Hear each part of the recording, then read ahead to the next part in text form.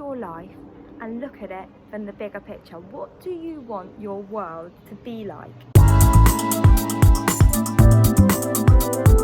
Hi guys, I just wanted to talk about adapting to newness, which I've been facing a lot of in this period and throughout my recovery, and whether it's been in Corona or not, in the future, in the past, we're always going to have to keep on adapting, keep on changing our routine and being flexible in life, whether it's to do with eating, whether it's to do with being triggered, or fashion changes, how just culture changes.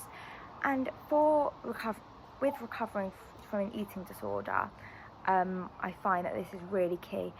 In this time, all of our lives have completely changed. We've gone from having our set routine, whether that was at school, at work, at uni, at just general life. All had our routine that we were more comfortable with and enjoyed being in. Someone with an eating disorder, food and meal plans and rituals and how you did everything is quite a big way of your day of life. Now, for me, recovering from an eating disorder, it really is such a big part of recovery, but for adapting to different times in your life. But that could be for an event that you're going to, seeing friends, that could be going to an arrangement or going out with colleagues for dinner, and all of those little tiny differences could cause such anxiety for someone with an eating disorder. For me, I was very much in that mindset when I was back at work a few months ago. It's quite obvious looking back that those challenges were caused quite high anxiety for me when I was in that place. And through Corona, massive changes have occurred. First of all, I started working from home at the beginning, and that my daily life changed from then. I sat in my lounge and ate all my meals kind of differently, and working from home I wasn't able to get out as much, but it very easily became quite a routine that I was stuck to because that was what it was. Then I got made furloughed and my routine changed again. I was waking up much later, my meals were then much later, and although I had all of my meals, everything was a lot later. Now things have kind of chilled out a bit, and I've actually moved back home with my family when I was just living with my sister before, and that is a huge step into adapting. I'm now with my family the whole time, which can be quite stressful, is a very big change. I only moved a few days ago and I could already feel the anxiety that it's caused.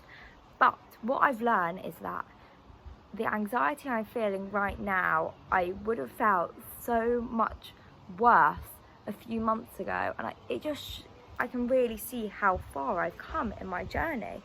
But I just wanted to make this video because I wanted to show how important it is to be able to adapt, to be able to think I can go out with my friends and I can eat whatever there is. I can go to a barbecue and eat whatever.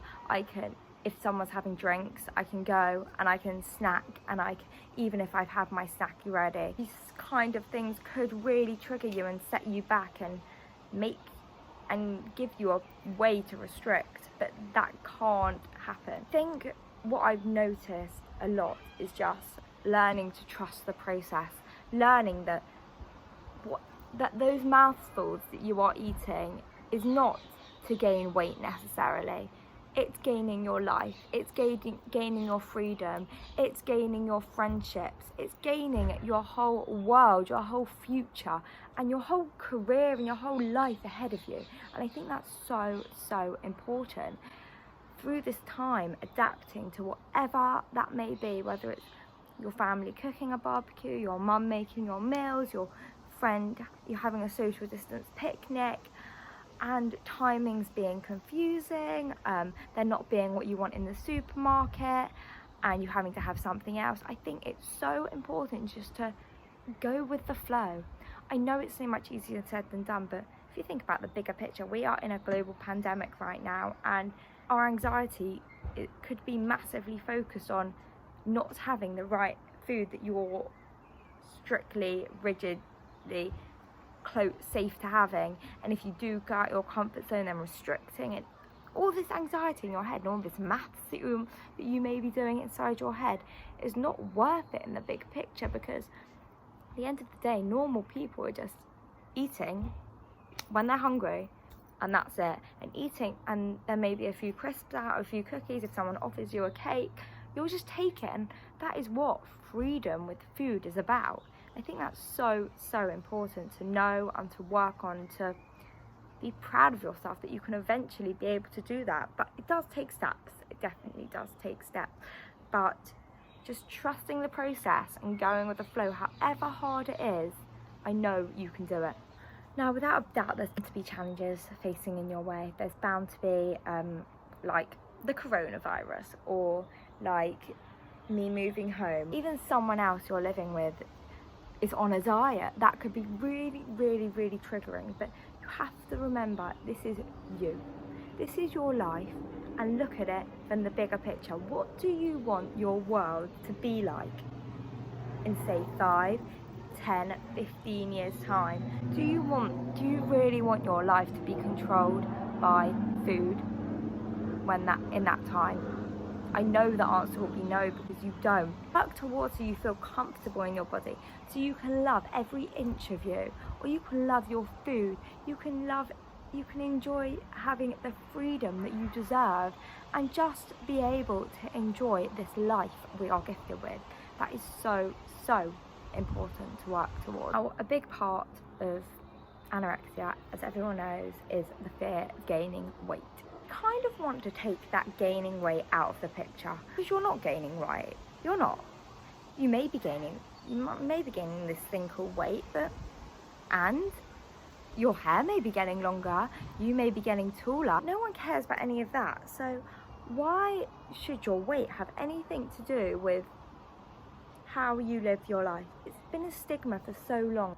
You may get fat, whatever this F word is. You may get a bit chubby or fat, you might get a bit more skin on your tummy. But who the hell actually cares? Who the hell cares about that? Because when you're having love, when you have love around you, when you have your friends, your family, when you have memories to cherish and times to remember, you will not think back and think, I was too fat. Because if you do, that is a sad life you've lived. Fat is not a bad word, and your body will never be remembered. Your memories will be remembered, your spirits will be remembered, your kindness, your generosity, and every positive thing about you will be remembered, and not your weight. And for those people that do care about that, well, they're not worth having in your life. And I'll tell you that for a fact. Hi guys, here's an example of how I'm choosing to recover in quarantine. So we're all having 5 guys tonight. Well, 4 of us, and I'm included. No more missing out.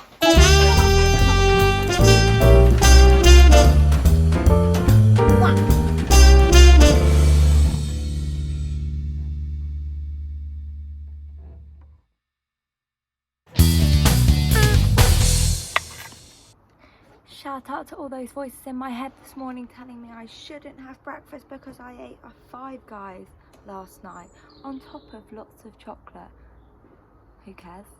I need to still have breakfast to fuel my body, and actually the burger was just a burger and chips, and the chocolate was just chocolate. So it's all just really good food for my body, so just need to carry on as normal.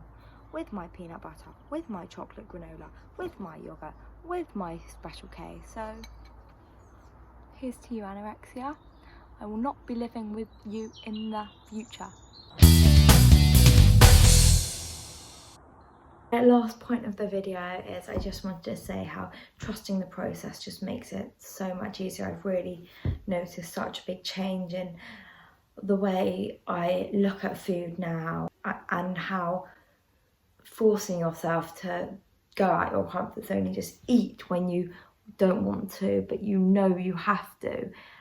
Every day it does get easier, and by carrying on and trusting the process, I never thought I'd get to this place in my recovery where I am as strong as I am right now, and it's just such an amazing achievement to be able to feel in yourself. So I just wanted to give inspiration and aspiration to everyone watching, and to know that if you're struggling, it does get easier, but you just have to trust the process and repeat it and repeat it and repeat it. And don't get me wrong, it's still so bloody hard. I still have all the restrictive thoughts, but they are much more quiet and much more manageable, and you just have to know that it does get easier. And hopefully with all this work I'm doing, over time it will get much more easier for me, and I'll be able to challenge myself in more ways that I don't necessarily think I can do right now. But I know that I will get there because I really want to, and I'm adamant